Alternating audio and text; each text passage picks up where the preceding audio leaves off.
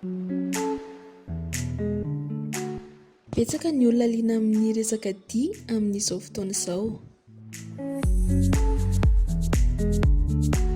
Anisany amin'izany ny Zumba.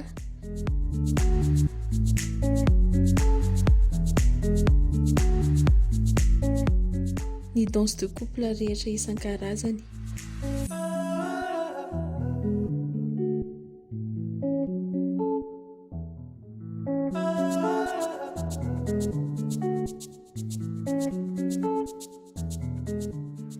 Misy ihany koa ny atao hoe Latina dance izay manambatra danse latina maromaro.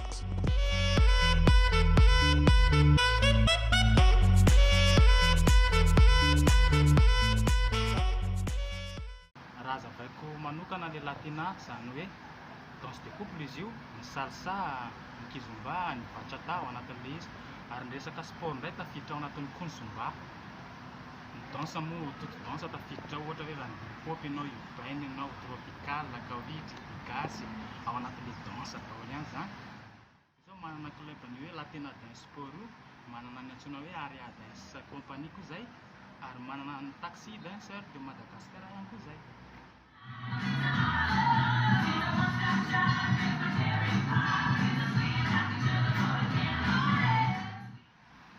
Isan'andro fa raha ho atao amin'ny vila efa fotsiny zao dia ladia, ny latsinainy ary ny zoma.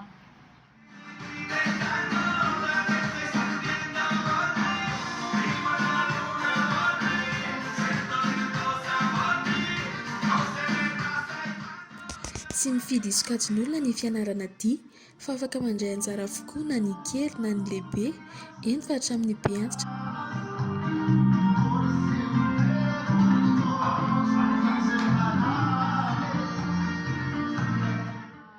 Le izy efa passion zany ny anahy manokana dia danse sady mitazam-batana ihany.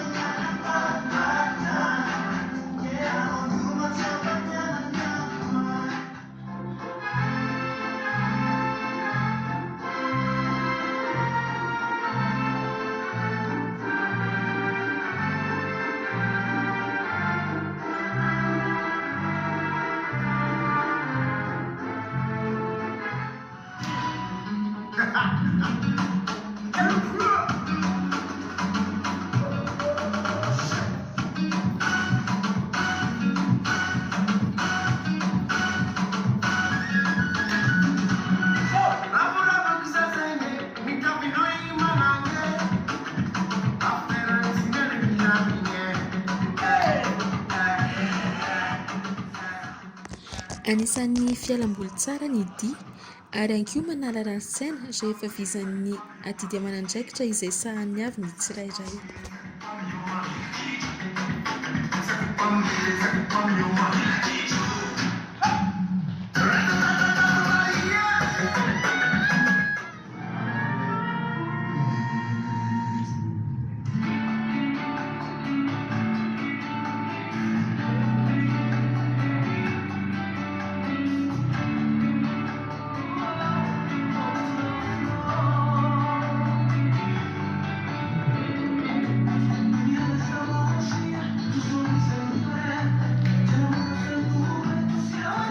Simplemente, se pongo la fantasía, tus palabras no sé.